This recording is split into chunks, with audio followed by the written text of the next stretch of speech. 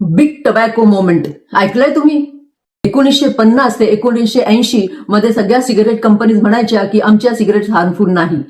पण 1990 मध्ये अनेक केसेस पुढे आले, डॉक्युमेंट्स पुढे आले आणि तेव्हापासून सिगरेटच्या पाकिटावर लिहावं लागलं त्यांना की सिगरेट्स आर हार्मफुल.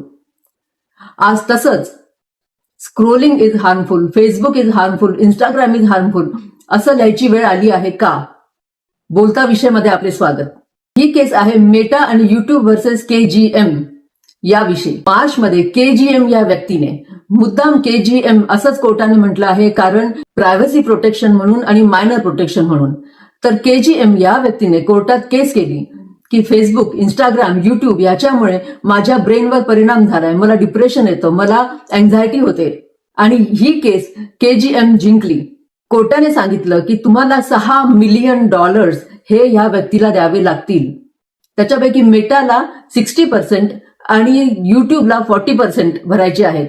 अजून फेसबुक आणि इंस्टाग्राम म्हणजे मेटा आणि युट्यूब यांनी आपली हार मान्य केली नाहीये. ते आता हायकोर्टमध्ये अपील करणार आहेत. परंतु आपण ही केस समजून घेऊयात. तर आता या केसमध्ये असं म्हणतात की मेटाने आणि युट्यूबने असे काही फीचर्स टाकले आहेत की स्क्रोलिंग हे आपोआप होत राहतं, थांबत नाही. आणखीन हे ऍडिक्टिव्ह आहे, हे फीचर जे आहे ते ऍडिक्टिव्ह आहे. तर ह्याच गोष्टीवरनं ही केस स्ट्रॉंग होते आहे. KGMने जी केस केली आहे त्याच्यानंतर हजारो केसेस पुढे आल्या, स्टेट्स पुढे आले, स्कूल्स पुढे आले आणि ते सुद्धा ही कंप्लेंट करतात आहे. मेटा आणि युट्यूब म्हणतं की सगळा कंट्रोल ऑडियन्सकडे आहे.